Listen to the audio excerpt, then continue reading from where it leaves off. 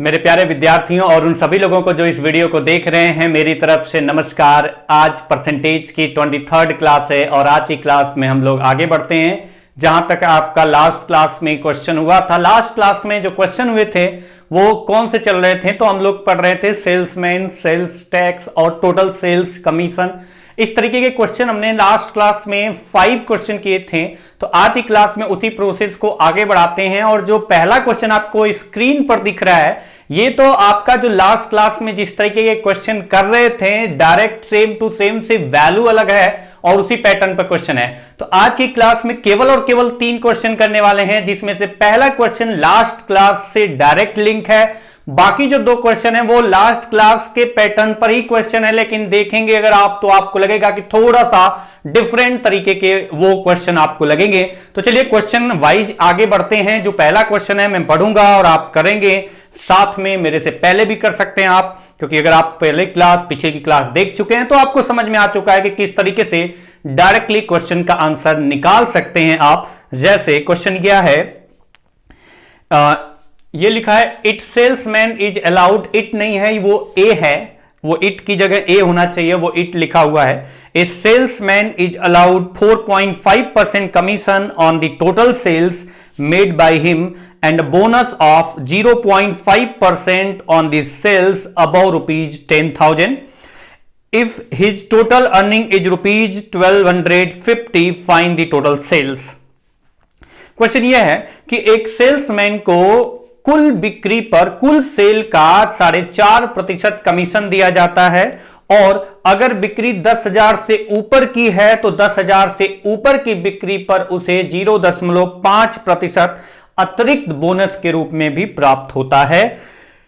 अगर उसकी कुल अर्निंग, अगर उसकी कुल आय इस तरीके से 1,250 रुपए, किसकी? सेल्समैन की। अगर सेल्समैन की इस तरीके से कुल आय 1,250 रुपए है तो बताइए उसने कुल कितने की बिक्री की थी, कुल कितने का सेल किया था। तो मैंने लास्ट क्लास में आपको बताया था कि इन 3 पॉइंट को ध्यान रखना है। पहला पॉइंट टोटल सेल्स, दूसरा पॉइंट सेल्समैन को कितना दिया गया, अगर वो हटा दे तो बाकी जो बचेगा वो कंपनी को दिया जाता है। तो अब आप देखिए कि मैंने आपसे डिस्कस किया था 2 तरीके से सोचने के लिए, और बेसिक मैंने बताया था पहले और दूसरा तरीका बाद में, तो वही पैटर्न पर इस क्वेश्चन को बता रहा हूं आपको।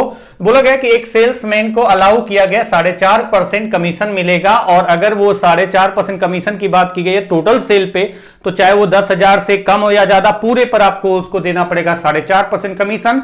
लेकिन अगर बिक्री 10,000 से ऊपर होगी तो उस पर 0.5% किस पर, 10,000 से ऊपर की बिक्री पर उसे 0.5% अतिरिक्त और उसे बोनस के रूप में देना पड़ेगा। तो जैसे अगर आप देखिए कि 10,000 की बात तो यहां पर की गई है, तो 10,000 से ऊपर बिक्री करेगा तो 0.5% बोनस के रूप में प्राप्त करेगा। तो हमने कहा 10,000 रुपए का अगर वो बिक्री करेगा, तो क्वेश्चन के अकॉर्डिंग अगर 10,000 रुपए का बिक्री करेगा, 10,000 तक का बिक्री करेगा तो उस पर उसे कमीशन कितना मिलेगा? 4.5% कमीशन मिलेगा। और 10,000 से जो ऊपर की बिक्री होगी, अगर होगी तो, अगर नहीं हुई तो अलग केस है। अगर 10,000 से ऊपर की बिक्री होगी, सेल होगा अगर 10,000 से ऊपर का, तो उस पर उसे 0.5% बोनस के रूप में प्राप्त होगा। लेकिन आपको यह बताया गया है कि उसे टोटल सेल पर जो प्राप्त होता है 4.5% कमीशन प्राप्त होता है, और 10,000 की कंडीशन दी गई है। तो मैंने कहा 10,000 से अगर ऊपर सेल किया है तो कुछ तो किया होगा, तो x और रुपए मतलब 10,000 प्लस उससे ऊपर x रुपए का और सेल किया था, तो कुल सेल हुआ 10,000 प्लस x। ये आपका हो गया टोटल सेल, ये हो गया टोटल सेल। अगर टोटल सेल की बात करें तो टोटल सेल्स आपका हो गया इतना रुपया, तो आपको इस पूरे पर 4.5% कमीशन मिलेगा। आपको नहीं, उस सेल्समैन को 4.5% कमीशन मिलेगा, यानी इस पर भी 4.5% और इस पर भी उसे 4.5% कमीशन मिलेगा। इसके बाद बोला गया है कि जो बिक्री 10,000 रुपए से ऊपर की है उस पर उसे 0.5% अतिरिक्त बोनस के रूप में प्राप्त होता है। यानी इस पर 4.5% तो मिलेगा, इसका 0.5% यानी 0.5% और उसे मिला, यानी यहां पर कुल कितना मिल गया? तो 5% इस पर मिला, बोनस मिला करके जो आपका कमीशन है प्लस बोनस, और इस पर उसे 4.5% का मिला है टोटल। तो अब आपको बोला गया है कि इस तरीके से उसे कुल कितना प्राप्त हुआ, इस तरीके से उसे कुल मिलाकर के मिलता है 1,250 रुपए। तो अच्छा, अगर यहां पर देखें कि 10,000 रुपए का 4.5% कितना आएगा, अगर कैलकुलेट करना जानते हैं तो लिखने की जगह डायरेक्टली मैं लिख दे रहा हूं 4.5% इसका जो आएगा, क्योंकि आपको पता है कि 1% 100 रुपए है, अगर 1% 2 प्लस पॉइंट 100 रुपए है तो 4.5% कितना होगा, तो 450 रुपए होगा। अगर आप इस तरह से कैलकुलेट करें 4.5/100 तो यह आता है 450 रुपए। तो आप कहेंगे कि यहां पर आ गया 450 और प्लस यहां पर अगर आप देखें तो कितना परसेंट हो गया टोटल, तो इस वाले अमाउंट पर यानी एक्स पर उसका 5% मिलेगा, किसको, सेल्समैन को। और ये 1/20 भी लिख सकते हैं, अगर आप कैंसिल करके लिखें तो फिर भी मैं ऐसे ही लिख रहा हूं ताकि आपको समझ में आए कि 1/20 कहां से आ गया। फिर से मैं इधर लिखूंगा, फिर लिखूंगा, वो समझने से ज्यादा बेहतर है, मैंने लिख दिया। बराबर कुल मिला के उसे कितना प्राप्त हुआ है, 1250 रुपए। तो ये आपका कंडीशन बना, ये इक्वेशन बना, और इस इक्वेशन को सॉल्व करने पर x की वैल्यू आएगी, वैल्यू रखेंगे और 10,000 ऐड करेंगे, आंसर हो जाएगा। तो अब देखिए कि यहां पर कितना आ गया, तो ये तो आपका हो गया 1/20, यानी x बराबर आपका कितना आएगा 450। अगर इसमें से माइनस करेंगे 12 से 1250 माइनस 450, अगर माइनस करेंगे तो आपका ये इधर जाएगा, माइनस होगा, और ये 1/20 है तो उधर जाके 20/1 हो जाएगा, तो 20 मल्टीप्लाइड, यानी x की वैल्यू कितना आएगी। तो आप देखो कि यहां 50 से 50 कैंसिल, 1200 से 400 माइनस किया तो 800 गुणे 20 यानी 1600 आ गया। यहां देखें तो x की वैल्यू 1600 आ रही है या 16,000, तो 16,000 क्योंकि 800 में 2 जीरो होते हैं और एक जीरो यहां पर, तो 16,000 रुपए, यानी x की वैल्यू 16,000 रुपए आ गई। तो आप कह सकते हैं कि टोटल सेल कितना हुआ था, तो टोटल सेल आपका टोटल सेल कितना हो जाएगा 10,000, ये आपका था 10,000 रुपए, और प्लस उसके बाद 16,000 रुपए ये वाला पार्ट, यानी 16,000 प्लस 10,000। अगर इसको ऐड करेंगे आप तो ये ऐड करने पर जो आएगा वही आंसर होगा, और वो कितना आ रहा है तो आपको पता चल गया, ऐड करने पर देख सकते हैं 26,000 रुपए आ गया, यानी टोटल सेल कितनी हुई थी 26,000 रुपए। एक तरीका यह है, इस तरीके से सॉल्व कर सकते हैं। दूसरा तरीका आपका यह है कि थोड़ा सा अगर आप अपने दिमाग का यूज करें, और मैंने आपको बताया क्या है वो अभी आपको पता चल जाएगा। तो यहां 10,000 रुपए पर तो आपको बोला गया है कि 10,000 रुपए पर उसे 4.5% कमीशन मिलेगा, और 10,000 से ऊपर की बिक्री पर यानी अगर x रुपए है तो उस पर 4.5% प्लस 0.5% यहां मैं बता चुका हूं, तो मैं डायरेक्टली यहां लिख दे रहा हूं कि कुल मिला के इसका 5% उसे मिलेगा, और इस तरीके से उसे कुल कितना मिला है 1250 रुपए। तो मैंने आपको हमेशा के लिए बता दिया था क्यों होता है, वो आपका पिछली वीडियो के सेकंड क्वेश्चन में मैंने बताया था कि क्यों इस वाले परसेंटेज को नहीं मानते हैं, हम मानते हैं उस वाले परसेंटेज का यूज करते हैं जो वेरिएबल्स है जिसका वैल्यू नहीं पता है। और क्यों ऐसा करते हैं तो वो मैं बता चुका हूं, बार बार बताने की जरूरत नहीं है। तो इस पर 10,000 पे 4.5% और इस पर 5% निकालेंगे, तब आपका कैलकुलेशन कैलकुलेटिव होगा, कॉम्प्लिकेटेड होगा।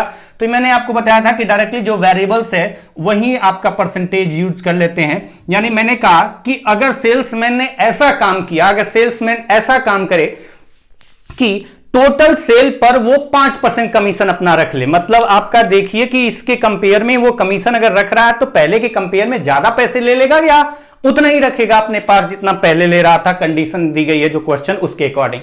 तो आप अगर यहां देखें और समझे ध्यान से तो आप कहेंगे कि अगर उसकी टोटल सेल कितना है तो 10,000 प्लस x है, ये उसकी टोटल सेल है, और इस टोटल सेल पर बोला गया 10,000 पे 4.5% और x पे 5% अगर वो रखता है कमीशन, तब उसे कुल मिलाकर के कितना मिलता है 1250।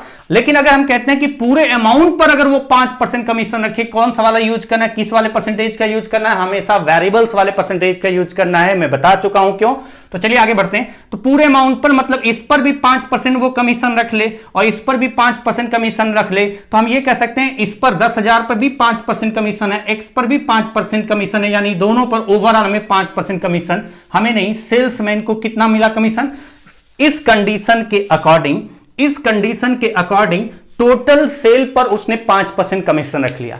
अगर उसने टोटल सेल पे 5% कमीशन रखा है, टोटल सेल का 5% कमीशन अगर वो रखेगा, अगर टोटल सेल का 5% कमीशन रखेगा, तो बताइए इस कंडीशन के अकॉर्डिंग अगर देखें तो इसके अकॉर्डिंग उसको कुल मिला के 1250 रुपए मिलता है क्वेश्चन के अकॉर्डिंग। तो क्वेश्चन की कंडीशन के अकॉर्डिंग 1250 आना चाहिए था, और हमारे अकॉर्डिंग क्योंकि हमने इस पर भी 5% कैलकुलेट किया है, इस पर भी 5% कैलकुलेट किया है, तो 1250 तो नहीं आएगा। हमें पता है कि उसका कमीशन जो होगा वो 1250 से या तो ज्यादा होगा या कम। तो हम देखेंगे कि हमने जो किया है उसकी वजह से उसके पास ज्यादा पैसा हो जाएगा, कमीशन के रूप में मिल जाएगा, या कम, तो आप देख सकते हैं यहां की वजह से तो कोई अंतर नहीं आएगा। इस केस में भी इस पे 5%, इस केस में भी 5%, लेकिन जहां पर उसे 4.5% कैलकुलेट करना था तब 1250 आ रहा था, वहां पर 5% कैलकुलेट कर दिया है, यानी उसने कितना एक्स्ट्रा ले लिया है 0.5%। 0.5% का मतलब है आधा परसेंट, हाफ परसेंट।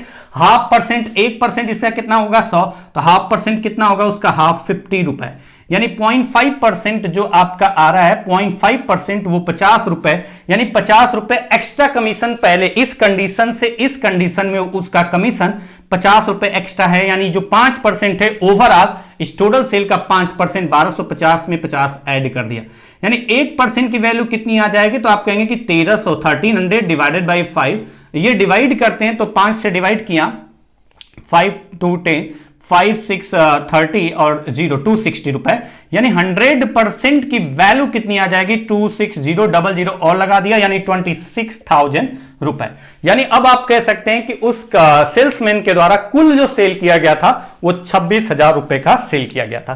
तो आप अगर समझ जाएंगे ना तो ये भी लिखने की जरूरत नहीं होती है, लेकिन आपको समझना इंपॉर्टेंट है। जब आपका दिमाग चलना स्टार्ट करेगा, अगर चल रहा होगा तो और अच्छी बात है, अगर नहीं चल रहा है तो चलाइए, और जब चलना स्टार्ट करेगा तो फिर आपको कोई दिक्कत नहीं आने वाले। इस तरीके के क्वेश्चन में 3 क्वेश्चन की बात किया था, ये पहला क्वेश्चन था जो डायरेक्ट लिंक था पिछली जो आपकी वीडियो बनाई थी उससे। अब आप थोड़ा सा आगे चलिए, और थोड़ा सा आगे चलेंगे तो है तो वही, लेकिन थोड़ा अलग तरीके के दिखते हैं क्वेश्चन, आपको देखने में लगता है कि अलग क्वेश्चन है लेकिन होता नहीं है।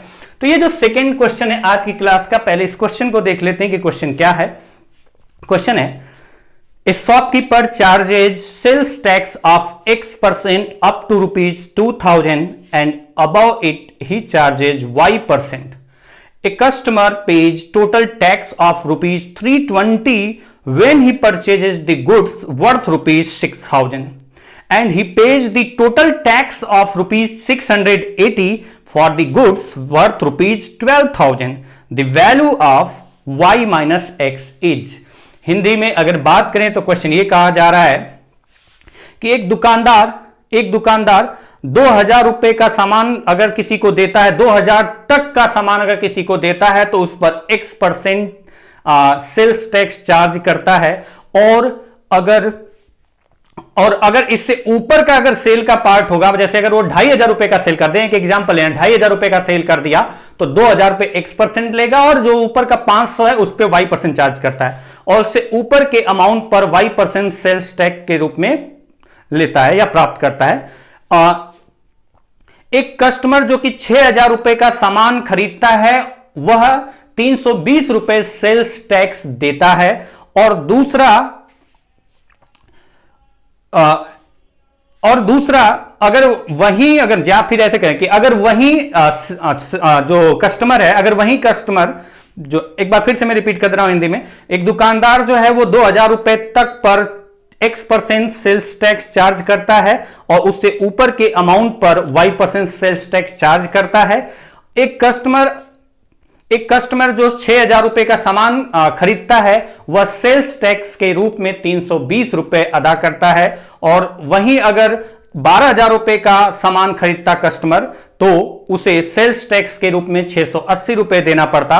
तो बताइए y माइनस एक्स का मान कितना होगा। तो चलिए क्वेश्चन पे आते हैं। इस वाले क्वेश्चन को थोड़ा सा अगर ध्यान से समझें तो आपको दिक्कत नहीं आएगी। दिक्कत कब आती है? जब आप क्वेश्चन को देख के डर जाते हैं। आपको समझना इंपॉर्टेंट होता है। अगर देखने मतलब पहले पढ़िए, आप उसको समझिए, नहीं समझ में आता है दोबारा थोड़ा ठीक ढंग से थोड़ा तसल्ली से पढ़िए, जल्दी के चक्कर में मत रहिए। तो उससे क्या होता है ना कि आपका एक दो बार क्वेश्चन अगर नहीं भी समझ में आता, एक दो बार पढ़ लेते हैं तो पढ़ने के बाद आपका दिमाग थोड़ा थोड़ा काम करने लगता है। अगर थोड़ा सा डिफरेंट तरीके का क्वेश्चन आता है तो ऐसी प्रॉब्लम आती है, तो ऐसे क्वेश्चन में छोड़ करके तुरंत भागना नहीं चाहिए, थोड़ा सा एक बार और प्रयास करना चाहिए पढ़ते वक्त थोड़ा ध्यान से, ताकि आप आसानी से समझ पाएं, और आसानी से समझ पाएंगे तो तुरंत क्वेश्चन का आंसर निकल जाएगा। क्योंकि क्वेश्चन तभी तक टफ रहता है जब तक वो आपको समझ में नहीं आता। जब समझ में आ जाता है तो क्वेश्चन का लेवल अपने आप आपके माइंड के अकॉर्डिंग डाउन हो जाता है। तो चलिए आते क्वेश्चन पे। क्वेश्चन बोला गया है कि एक शॉपकीपर चार्ज करता है सेल्स टैक्स 2,000 रुपए पर X% और उससे ऊपर के अमाउंट पर Y%। अच्छा, एक कस्टमर ने 320 रुपए सेल्स टैक्स दिया है जब उसने 6,000 रुपए का सामान खरीदा। अच्छा, अगर 6,000 रुपए का अगर कस्टमर सामान खरीदेगा तो 6,000 में से पहले तो 2,000 रुपए पर वो और उससे ऊपर कितना हुआ 2000 रुपए पर x%, 2000 रुपए पर वो कितना देगा सेल्स टैक्स x%, और 2000 से ऊपर कितना हुआ 6000 में से 2000 निकल गया तो बचा कितना 4000। उस 4000 पे उसका जो सेल्स टैक्स है वो कितना में देना पड़ता है कस्टमर को। 6000 रुपए का सामान खरीदेगा तो जो 2000 है उस पर x% और 2000 से ऊपर के अमाउंट पर यानी 4000 पर उसे y% सेल्स टैक्स अदा करना पड़ता है। और इस कंडीशन के अकॉर्डिंग वो कुल कितना टैक्स दिया, तो इस कंडीशन के अकॉर्डिंग कुल उसने टैक्स दिया है 320 रुपए। अच्छा, इसके बाद बोला गया कि अगर वही customer and he page the total tax of ₹680, कब? जब वो 12000 रुपए का सामान खरीदता। अगर वही कस्टमर 12000 रुपए का सामान खरीदता, 12000 रुपए का सामान खरीदता, तो वो रूल तो आपको पता ही है कि 2000 रुपए पर उसको x% टैक्स पे करना पड़ेगा और 2000 से ऊपर के अमाउंट पर उसे y% टैक्स अदा करना पड़ेगा। अगर उसने टोटल 12000 रुपए का सामान खरीदा है तो 2000 पे x% टैक्स लगेगा सेल्स टैक्स, उसके ऊपर कितना बचा 10000 रुपए, तो 10000 पे उसको कितना सेल्स टैक्स देना पड़ेगा y%। और इस तरीके से उसको कुल मिलाकर के कितना सेल्स टैक्स देना पड़ा है 12000 रुपए का सामान खरीदने पर, तो ये आपको बता दिया गया कि टोटल उसे सेल्स टैक्स देना पड़ा है 680 रुपए। अच्छा, अगर थोड़ा सा और आगे जाएं, अब यहां पर आपको सोचना है, अपने दिमाग का अच्छे तरीके से यूज करना है। तरीके आपका जो उस कंडीशन में था उस तरीके से भी आप सॉल्व कर सकते थे, जो कि लास्ट में शुरू में मैं बेसिक बता रहा था, मैं बता दूंगा इधर थोड़ा सा, लेकिन आप थोड़ा सा दिमाग लगाइए यहां पर। तो आप ये कह पाएंगे और कहना चाहिए कि इस केस में जो टैक्स उसे सेल्स टैक्स देना पड़ रहा है और इस केस में जो सेल्स टैक्स देना पड़ रहा है कितने का डिफरेंस है, कितना ज्यादा देना पड़ रहा है, तो माइनस करके देखते हैं। तो ये 360 रुपए एक्स्ट्रा है, 360 रुपए एक्स्ट्रा है, 360 रुपए एक्स्ट्रा देना पड़ रहा है। किस केस में? इस केस में पिछले वाले के कंपेयर में 360 रुपए एक्स्ट्रा देना पड़ रहा है, 360 रुपए एक्स्ट्रा देना पड़ रहा है। तो अगर ये यहां 360 रुपए एक्स्ट्रा इस केस में देना पड़ रहा है तो क्या कंडीशन है, तो थोड़ा ध्यान से अगर आप समझेंगे तो आप कहेंगे कि 2000 यहां पर भी था, 2000 यहां पर भी x%, यहां पर भी x% सेल्स टैक्स देना पड़ रहा है। तो क्या यहां की वजह से कोई अंतर आएगा? अगर आप ध्यान से समझ रहे होंगे तो आपको क्लियर पता चल जाएगा कि यहां से कोई अंतर नहीं आएगा, क्योंकि दोनों केस में 2000 पे x%, 2000 पे x%, तो यहां तो सेल्स टैक्स इक्वल ही देना पड़ेगा दोनों केस में। तो ये जो 360 का अंतर कहां से आ रहा है? यहां 4000 पे y% है, यहां 10000 पे y% है। 10000 को अगर मैं लिखना चाहूं तो कुछ ऐसे भी तो लिख सकता हूं, 4000 जो कि इससे रिलेट कर देंगे और प्लस 6000 इस पर वो चार्ज कर रहा है, इस पर उसे सेल्स टैक्स देना पड़ रहा है। इस 4000 पे कितना देना पड़ रहा है? तो 4000 पर भी उसे y% टैक्स देना पड़ेगा, 4000 रुपए पर भी उसे कितना देना पड़ेगा टैक्स y%, और जो 6000 है उस पर भी वो कितना दे रहा है, उस पर भी वो y% टैक्स दे रहा है। तो अब आप देखिए कि अब यहां पर भी देखेंगे, अगर ध्यान से समझे जो मैंने बताने की कोशिश की है और आपको समझ में आया होगा, तो यहां पर आप देखें तो ये वाले पार्ट पे जो y% है ये तो सेम है, इसकी वजह ये दोनों मिला करके कितना आएगा, तो ये दोनों मिला के 320 रुपए तो आएगा, क्योंकि इस 2000 पे 4000 पे 2000 पे x%, 4000 पे y%, यहां 2000 पे x%, 4000 पे y%, तो ये तो वैल्यू सेम आनी चाहिए, यानी 320 आएगा। तो जो 320 से ज्यादा यहां मिल रहा है वो यही वाला तो पार्ट है। कौन सा वाला? तो आप देख पा रहे हैं ये वाला पार्ट है, कौन सा? 6000 पे जो ये वाला जो पार्ट है 6000 पे जो y% उसे मिल रहा है, 6000 पे जो y% उसे मिल रहा है, सेल्स टैक्स देना पड़ रहा है। मिल क्या रहा है? सेल्स टैक्स देना पड़ रहा है कस्टमर को। इस 6000 पे जो y% सेल्स टैक्स देना पड़ रहा है, वही वाला पार्ट तो 360 रुपए है, वही वाला पार्ट तो 360 रुपए है। मैं फिर से बता दूं, ये जो मैंने कंडीशन बनाई है, यहां 2000 पे x%, यहां भी 2000 पे x%, यहां 4000 पे y%, यहां 10000 पे y% था, यानी इसको दो पार्ट में डिवाइड कर दिया है 4000 से रिलेट करने के लिए। तो 4000 प्लस 6000, तो 4000 पे भी y%, 6000 पे भी y%, यानी 10000 पे y%। तो आप यहां देखिए कि यहां पर ये कॉमन है, यहां कॉमन है, तो जो एक्स्ट्रा यहां पर मिल रहा है वो इसी 6000 पे y% जो मिल रहा है वही एक्स्ट्रा किसको मिल रहा है? मिल रहा है, अगर मैं मिल रहा बोल रहा हूं तो ये शॉपकीपर के लिए बात कर रहा हूं, और अगर ये दे रहा है तो अगर इसका मतलब है कस्टमर दे रहा है, तो कस्टमर को कितना एक्स्ट्रा देना पड़ा, 360 रुपए, और वो 360 रुपए सेल्स टैक्स के रूप में अगर एक्स्ट्रा देना पड़ा तो किस अमाउंट पर, वो 6000 पे जो y% दे रहा है वही एक्स्ट्रा है पहले की कंडीशन से दूसरे कंडीशन में। तो 6000 का y% अगर निकालें तो 0 0 कैंसिल, 0 आपका कैंसिल, यानी y की वैल्यू कितनी आ जाएगी, तो y की वैल्यू आ गई 6 से डिवाइड किया। अगर आपको कंफ्यूजन हो कि रुपए था तो यहां पर भी रुपए था, तो रुपए रुपए कैंसिल हो जाएगा, तो y इक्वल टू 6 से डिवाइड करें तो 6%, यानी y की वैल्यू जो आ गई वो y की वैल्यू आ रही है 6, और अगर y की वैल्यू 6 आ गई, y की वैल्यू यहां से 6 आ गई, और आपको निकालना क्या है इस क्वेश्चन में y माइनस एक्स, और y माइनस एक्स का मतलब हुआ कि आपका एक तो मिल गया 6 माइनस आपको निकालना है मतलब 4 की वैल्यू निकालनी। अब थोड़ा सा ध्यान समझिए, अगर y की वैल्यू 6% है, अगर y की वैल्यू 6% आ गई, देखिए तरीका सोचने का और भी हो सकता है लेकिन मैं लिख रहा हूं, y की वैल्यू अगर 6% है, अगर y की वैल्यू 6% है, y% मतलब 6%, y की वैल्यू अगर 6% है, तो बताइए अगर 6%, अगर ये 6% है, y की वैल्यू 6 है मतलब ये 6% है, तो अगर ये 6% है तो 6% इसका कितना होगा, तो इसका 6% जो आएगा वो आएगा 240। अगर 240 से 320 में से 240 माइनस कर दें तो बताइए इसका जो x% है, 2000 का x% वहीं तो आपका इस 2000 का x% और इसका y% मिला के 320 है, 320 में से 240 ये हो गया, तो ये कितना हुआ, तो आप यहां पर माइनस करके देख पाएंगे 80 रुपए, यानी जो 2000 का x% है वो 80 रुपए है, तो 80 इसका कितना परसेंट है, वहीं तो y होगा, x होगा, तो हम यहां पर निकाल देंगे कि 80 किसका, 2000 रुपए का कितना परसेंट है इंटू 100, तो ये जीरो कैंसिल, ये जीरो कैंसिल, यानी 4 आ गया, तो 4% आ गया, यानी x की वैल्यू जो आपकी वहां पर आ गया कि ये जो वैल्यू है इसका 4% है, यानी x की वैल्यू 4 आ गई, तो x की वैल्यू अगर 4 आ गई, जैसे ही x की वैल्यू 4 आ गई तो x की वैल्यू 4 आने पर 6 माइनस 4 इज इक्वल टू 2 हमारा ये आंसर हो गया। तो आपका एक तो तरीका ये है, दूसरा तरीका एकदम बेसिक की तरह से लिख करके इक्वेशन बनाएं तो भी आपका आंसर आ जाएगा, कोई दिक्कत नहीं होगी, 2 इक्वेशन बनेगी उसको सॉल्व करेंगे आंसर आएगा। तो फिलहाल अगर आप इस तरीके से सोचते हैं तो बहुत ज्यादा दिक्कत नहीं आएगी, बस आपको थोड़ा सा अपने दिमाग का यूज करना होगा, अपने दिमाग को जगाना होगा, जगाना तो पड़ेगा ही, ऐसा नहीं है कि किसी के पास दिमाग नहीं होता, दिमाग सबके पास होता है, कुछ लोग उसको ध्यान ही नहीं देते हैं, उसको अपना आगे बढ़ाने की कोशिश ही नहीं करते हैं, उस पर प्रेशर ही नहीं डालते, जैसा ही प्रेशर आता है उनको क्वेश्चन सॉल्व करने में वैसे ही वो कहते हैं हटाओ मैं नहीं करूंगा, दिमाग पे कौन प्रेशर ले। तो जितना अच्छे तरीके से प्रेशर लेंगे सही डायरेक्शन में, ये नहीं कि गलत डायरेक्शन में अपने दिमाग पे प्रेशर डालने लगे, तो सही डायरेक्शन में अगर आप अपने दिमाग पे प्रेशर डालते हैं तो आपका सही डायरेक्शन में दिमाग अगर जाएगा तो कहीं ना कहीं आपको वो फायदा ही पहुंचाएगा, चाहे वो पढ़ाई हो या कोई भी पार्ट हो। अगले पॉइंट पे चलते हैं, अगला क्वेश्चन चलते हैं, मैं इक्वेशन नहीं बना रहा हूं, अगला क्वेश्चन है आज की क्लास का तीसरा और लास्ट क्वेश्चन। ये क्वेश्चन अगर आप देखें तो ये क्वेश्चन इतना टफ तो नहीं है लेकिन लंबी कहानी है तो देख करके डर लग सकता है।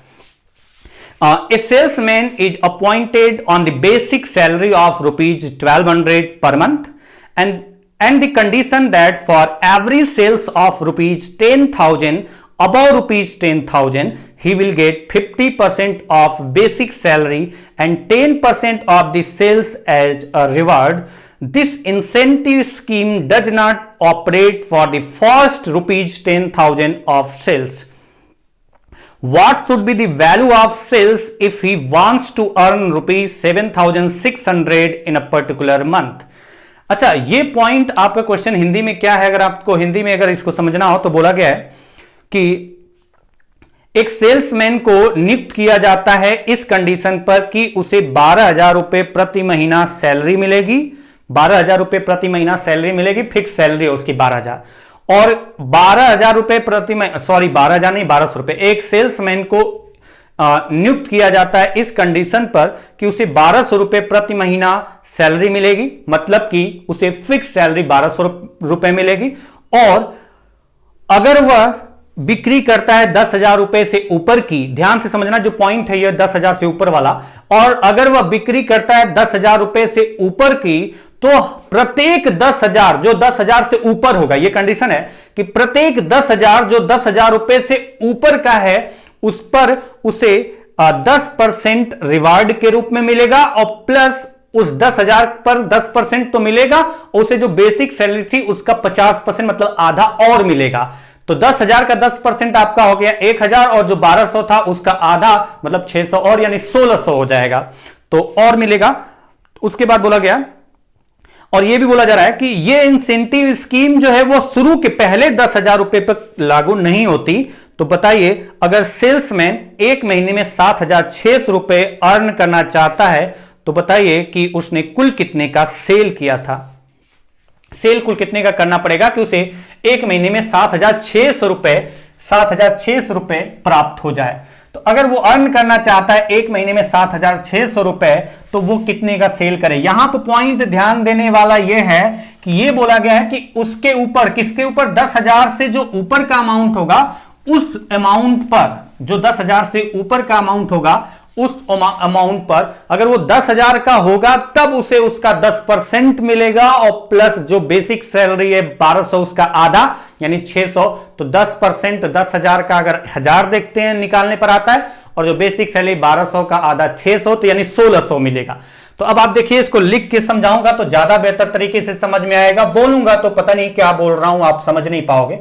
तो बोला गया कि एक सेल्समैन की जो सैलरी डिसाइड हो गई है वो 1,200 रुपए महीना डिसाइड हुई है, 1,200 रुपए महीना डिसाइड हुई है और अगर ये फिक्स सैलरी है और अगर उसकी जो बिक्री है अगर उसने 10,000 से ऊपर की बिक्री किया तो मान लेते हैं 10,000 से ऊपर का बिक्री किया होगा, पता नहीं किया है कि नहीं लेकिन मैंने मान लिया कि 10,000 रुपए से ऊपर का बिक्री किया।